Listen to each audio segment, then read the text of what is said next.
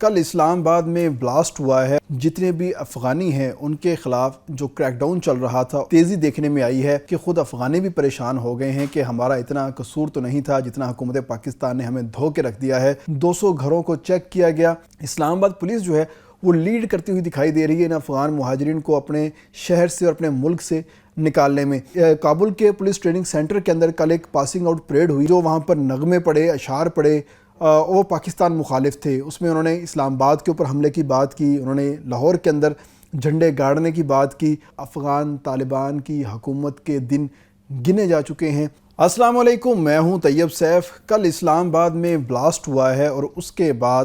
جتنے بھی افغانی ہیں ان کے خلاف جو کریک ڈاؤن چل رہا تھا اس کے اندر اس تیزی کے ساتھ تیزی دیکھنے میں آئی ہے کہ خود افغانی بھی پریشان ہو گئے ہیں کہ ہمارا اتنا قصور تو نہیں تھا جتنا حکومت پاکستان نے ہمیں دھو کے رکھ دیا ہے۔ تو ان کو بتانا یہ چاہیں گے کہ آپ کا قصور بالکل ہے، کیونکہ پاکستان میں جہاں پر بھی امن و امان کی صورتحال خراب ہوتی ہے اس کے پیچھے کسی اور کا کھرا نکلے نہ نکلے، افغانیوں کا اور خاص طور پہ افغان مہاجرین کا کھرا لازمی نکل آتا ہے۔ تو اسی لیے جو یہ دراندازی ہوئی پاکستان کے اندر، اس کے بعد سے افغانیوں کے خلاف جو صورتحال ہے وہ مزید سخت ہوئی اور صرف 3 دن کے اندر تقریباً 12,000 سے زائد افغانیوں کو تورخم بارڈر سے واپس ان کے ملک واپس افغانستان بھجوا دیا گیا۔ اور اس کے ساتھ اسلام آباد کے اندر جو ایک کریک ڈاؤن ہوا، ہوش ربا تھا، اور اس میں جو چیزیں ڈسکس کی گئیں اور جو چیزیں چیک کی گئیں وہ بھی بڑی ڈیٹیل سے تھی۔ خاص طور پہ جن دکانوں کے بارے میں ان کو شبہ تھا کہ یہ دکانیں افغانی چلا رہے ہیں، ان دکانوں کو چیک کیا گیا۔ 25 دکانیں تھیں جن کی جانچ پڑتال کی گئی اور ان میں جو افغانی تھے ان کو تھانے منتقل کیا گیا۔ اس کے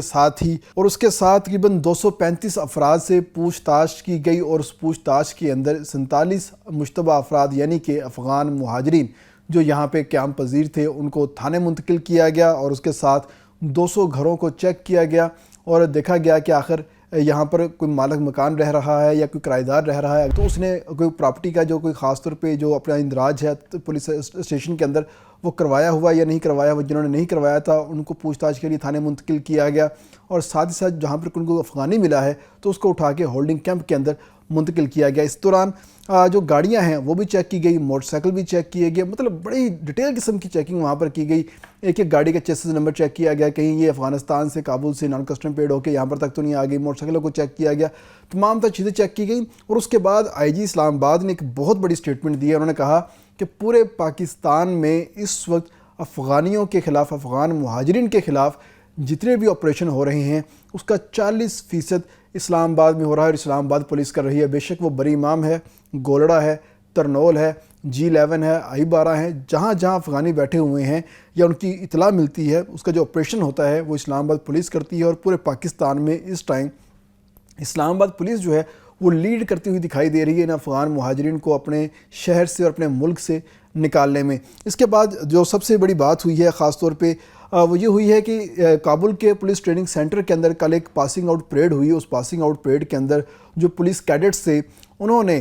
جو وہاں پر نغمے پڑے، اشعار پڑے، وہ پاکستان مخالف تھے۔ اس میں انہوں نے اسلام آباد کے اوپر حملے کی بات کی، انہوں نے لاہور کے اندر جھنڈے گاڑنے کی بات کی، اور پاکستان کے خلاف، اسلام آباد کے خلاف انہوں نے نفرت کا اظہار کیا۔ تو اس میں بیشتر وہ تھے، ہمارے ذرائع کے مطابق بیشتر وہ لوگ تھے جو کہ پاکستان میں آ کر پڑھ کر پاکستان کی حکومت کے خرچے پر آ کے پڑھ کر یہاں سے گئے تھے۔ تو وہ جا کے اب پاکستان کو گالیاں نکالنا شروع ہو گئے، بلکہ اس کے کہ پاکستان کا وہ شکریہ ادا کریں، مرہون منت ہوتے پاکستان کے کہ پاکستان نے ہمیں ایک اچھا شہری بنانے میں کردار ادا کیا ہے، ہمیں پڑھایا ہے، لکھایا ہے، اعلیٰ تعلیم یہاں پہ فراہم کی ہے اور ہم سے کوئی پیسے بھی نہیں لیے۔ الٹا وہاں پر جا کے پولیس میں بھرتی ہوئے ہیں، اور پولیس میں بھرتی ہونے کے بعد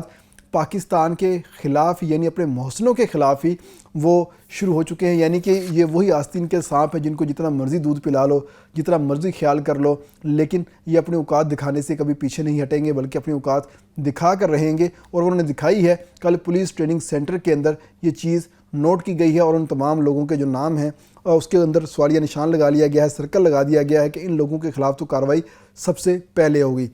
اور اس کے ساتھ حکومت پاکستان نے فیصلہ کر لیا ہے کہ ایسے تمام تر افغانی جو کہ پاکستان کے ہمیشہ سے بینیفیشری رہے ہیں لیکن وہ پاکستان کے حق میں کوئی کلمہ کہنے کی بجائے ہمیشہ پاکستان کے خلاف بات کرتے ہوئے دکھائی دیتے ہیں، ان تمام کے خلاف بھی کارروائی ہوگی، اور اب افغانیوں کو جو یہاں سے اسکالرشپ دیا جاتا تھا وہ انتہائی سخت اسکروٹنائز کر کے فراہم کیا جائے گا۔ ان کو عام، جیسے پہلے ہر کوئی افغانی اپلائی کرتا تھا تو اس کو پاکستان کی حکومت جو ہے وہ اسکالرشپ فراہم کرتی تھی، ITC اس کو اسکالرشپ فراہم کرتا تھا، میزبانی کرتا تھا، لیکن اب ایسا نہیں ہوگا، بلکہ اب اسکروٹنی جو ہے بہت سخت ہوگی، اور تمام تر حساس ایجنسیاں جب تک اس کے حوالے سے اپنی رپورٹ سبمٹ نہیں کروا دیتی اس وقت تک افغانیوں کو اسکالرشپ کسی صورت فراہم نہیں کیے جائیں گے۔ صرف ان لوگوں کو پرائیورٹی دی جائے گی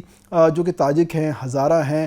شمالی اتحاد سے تعلق رکھتے ہیں، افغانستان کے شمالی علاقوں سے تعلق رکھتے ہیں، ان تمام لوگوں کو پرائیورٹی دی جائے گی۔ لیکن جو افغان طالبان رجیم کے ساتھ منسلک ہیں اور پاکستان کے حوالے سے اچھے خواہشات نہیں رکھتے، ان تمام لوگوں کے اوپر فل سٹاپ جو ہے وہ لگا دیا جائے گا۔ اب وہ لوگ پاکستان کے اندر پڑھنے کے لیے اور مفت پڑھنے کے لیے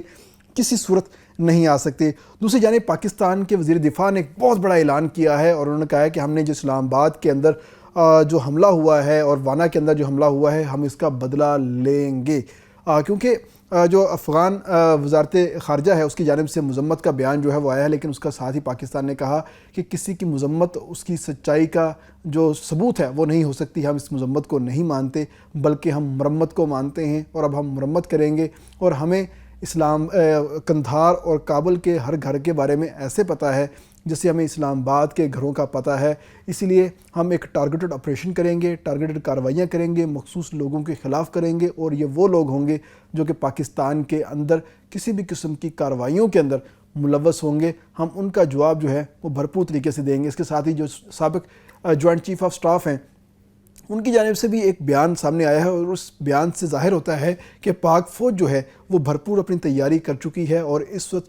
بارڈر کے اوپر ہیوی جو موومنٹ ہے ہمیں نظر آنا شروع ہو چکی ہے، اور اس سے یہی اندازہ ہوتا ہے کہ آنے والے دنوں میں آپ کو دوبارہ پھر سے F-16 یا دیگر فائٹر جو جیٹس ہیں وہ کابل کے اوپر اڑتے ہوئے آپ کو دکھائی دیں گے، اور وہاں پر جو مخصوص لوگ ہوں گے ان کے اوپر ٹارگٹ کرتے ہوئے دکھائی دیں گے، اور وہاں پر جتنے بھی دہشت گردی کے مراکز ہیں ان تمام کو نیست و نابود کیا جائے گا، اور کہا جائے گا کہ آپ پاکستان کے اوپر حملے کی بات کرتے ہیں، آپ اسلام آباد کو جلانے کی بات کرتے ہیں، آپ لاہور میں اپنے جھنڈے گاڑنے کی بات کرتے ہیں، آپ ڈیورنڈ لائن کو ختم کرنے کی بات کرتے ہیں، آئیں ہم ڈیورنڈ لائن کو ختم کرتے ہیں، ہم آپ کے علاقوں کو اپنے قبضے میں لیتے ہیں، ہم آپ کے صوبوں کو اپنے قبضے میں لیتے ہیں، اور آپ کو ہم سویلائزڈ بناتے ہیں، اور ہم آپ کو بتائیں گے کہ آداب حکمرانی کیا ہوتے ہیں، سویلائزیشن کیا ہوتی ہے۔ یہی نہیں کہ ہر چیز کے اوپر آپ پابندیاں لگا دو، اسلام کا نام جو ہے اپنے مقاصد کے لیے استعمال کرو، ایسا بالکل نہیں ہوگا۔ اب یہ فیصلہ ہو چکا ہے، اور پاکستان کے جو ذمہ داران ہیں انہوں نے یہ فیصلہ کر لیا ہے کہ اب افغان طالبان کی حکومت کے دن گنے جا چکے ہیں، اور اب وہاں پر پروگریسو اور عوام دوست حکومت آئے گی جو کہ ڈیموکریٹک سسٹم کے تحت آئے گی، اور اپنے لوگوں کا خیال رکھے گی، نہ کہ وہاں پر جو دہشت گرد چھپے ہوئے ہیں ان کا خیال رکھے گی۔ اس کے ساتھ اجازت دیجیے گا، اللہ حافظ۔